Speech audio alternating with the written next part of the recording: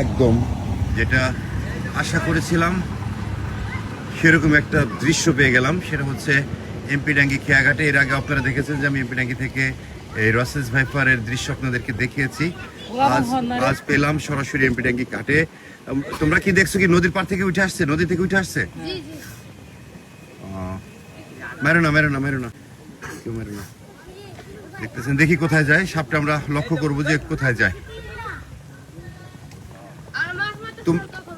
কোন জায়গা থেকে উঠে আসছে? লাঠি থাক। এই যে দেখাচ্ছি আপনাদেরকে একটু।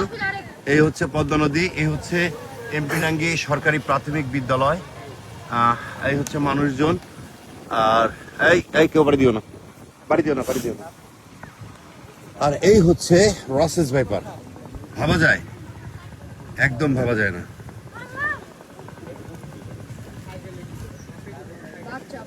রসেস ভাইপারের ছোট বাচ্চা, তাও ভালোই বয়স হয়েছে, খারাপ হয় নাই।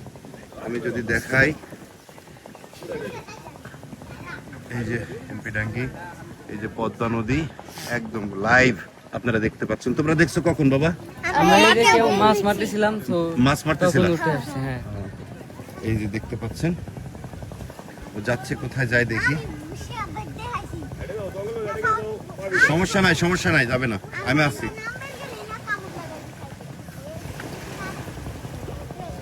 এরকম দৃশ্য আমি শুধু শুনি, কিন্তু অনেক সময় ভাবি যে চলতি পথে রাসেস ব্যাপারে কখনো দেখা পেলাম না, আজকে সরাসরি পেয়ে গেলাম। এটা একেবারেই বলা চলে খুবই। তবে এরকম দৃশ্য কিন্তু এই এমপি ডাঙ্গি ঘাটে তো এরকম প্রায় দেখা যায় নাকি?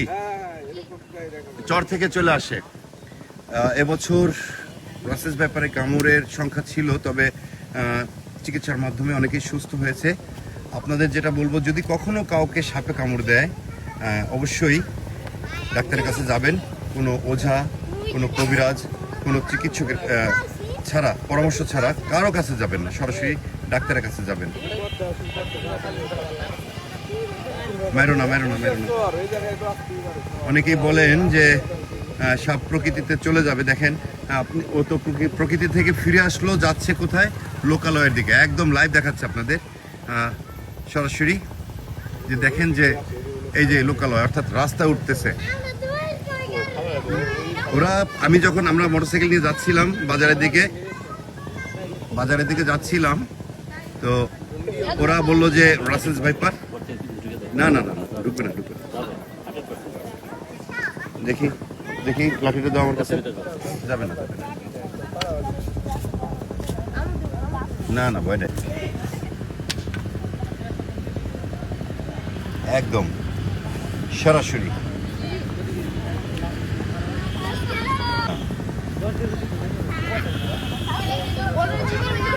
আস্তে যাবে না আমার কাছে দাও, লাঠিটা দাও, আমি সরে রাখবো, কোনো ভয় নাই।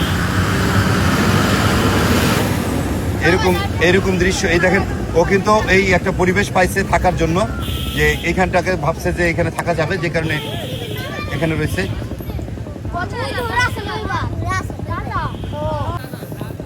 এই যে ওর আওয়াজ।